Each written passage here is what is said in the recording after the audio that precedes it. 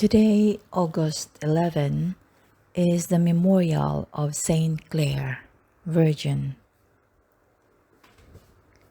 Clare of Riduccio, born to a high-ranking noble family in the quaint Italian town of Assisi, was the eldest of three daughters. Raised in a grand palace in Assisi and a castle on the nearby slope of Mount Subasio, the girls were nurtured in their faith by their devout Catholic parents, especially their mother. From an early age, they led a life of prayer. When Clare was 12, her parents, adhering to the customs of the time, intended to arrange a marriage for her with a wealthy nobleman. However, Clare expressed her desire to wait until she turned 18, to which her parents agreed. As a teenager, Clare grew to admire a 24-year-old man named Francis, who had recently undergone an intense conversion. In his youth, Francis had been the life of the party in Assisi, aspiring to become a great knight, a dream he chased twice. His life took a turn when he was captured in war and subsequently imprisoned for a year. Upon being ransomed by his father, Francis returned to Assisi as a changed man. His ordeal ignited a spiritual transformation that would eventually influence not only his life, but also that of Clare, the town of Assisi, and the entire church for centuries to come. After renouncing his family inheritance and receiving papal approval, Francis and a small group of followers adopted a radical lifestyle marked by poverty, prayer, penance, and itinerant preaching. Around 1211 or 1212, when Clare was nearing her 18th birthday, she attended the Lenten mission at the Church of San Giorgio in Assisi, preached by Brother Francis. The mission resonated deeply with Clare, and she felt God calling her to join Francis and his brothers by forming a women's branch of their new order. Aware that her family would not approve of her decision, Clare spoke to Brother Francis in secret. With the local bishop's approval, Francis agreed to welcome her on Palm Sunday evening at the small chapel of the Porciuncula, where his order was staying. That night, Clare arrived at the chapel dressed as a bride, ready to wed her spouse. She was accompanied by her aunt and a friend. Clare surrounded her noble attire for a coarse habit, allowed Brother Francis to cut her long hair, and covered her head with a veil. Francis then arranged for her to stay at the nearby Benedictine convent. Upon discovering Clare's decision, her family tried to convince her to return home, making promises of the wealth and all the privileges of nobility. Clare refused. When they attempted to force her to return, she resisted, clung to the altar, and showed them her cut hair, a symbol of her dedication to God. Realizing they no longer held authority over her, her family reluctantly backed down.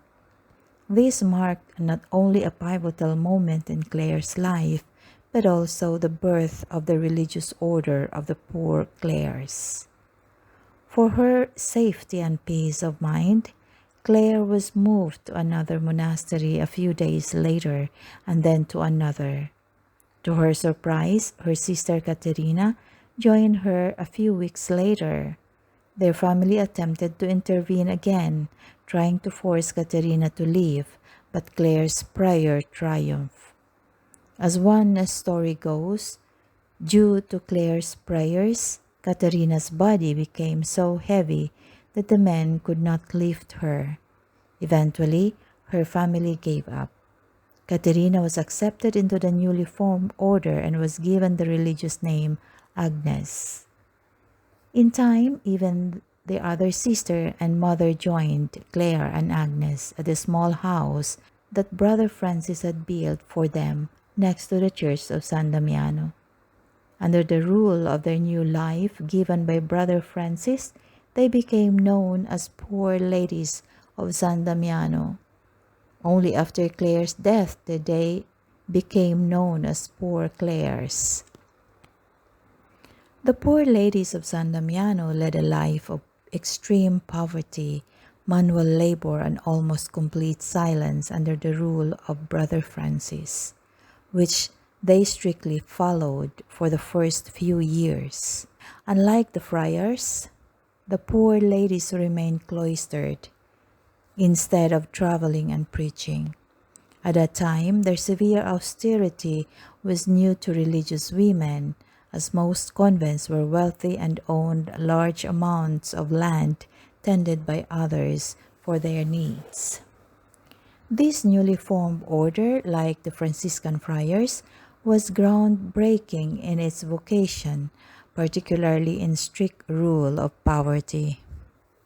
Despite her reluctance to assume any form of authority or title, Clare was made the abbess of the community in the following years.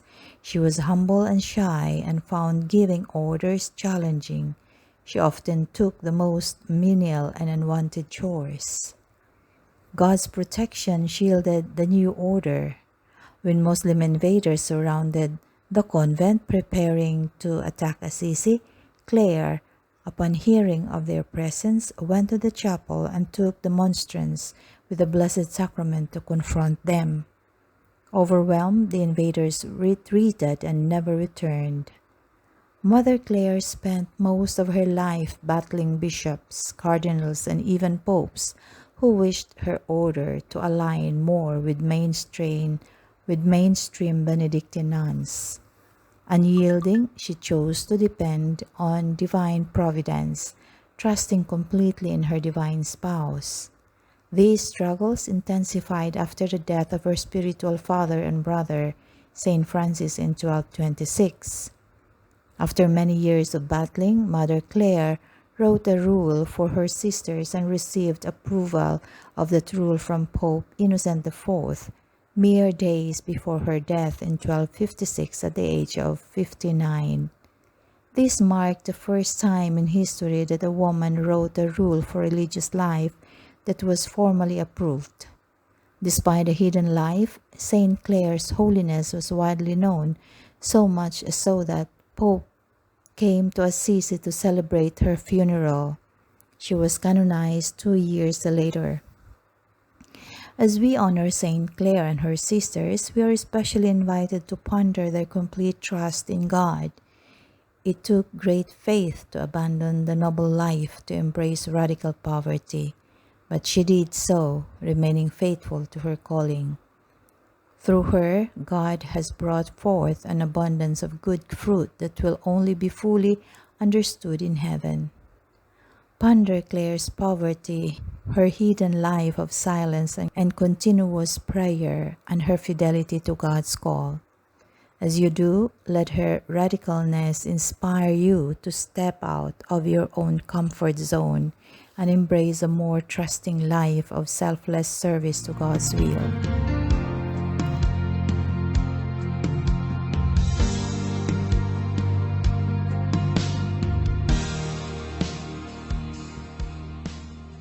Let us pray. Saint Clare, though you came from a wealthy and noble family, God called you into poverty where your true nobility was found. You heard a call to live radically for God, responded, and never turned back. Please pray for me that I will also respond to God's calling in my life with radical fidelity. May nothing stand in the way of my willing adherence to the will of God. Saint Clare of Assisi, pray for me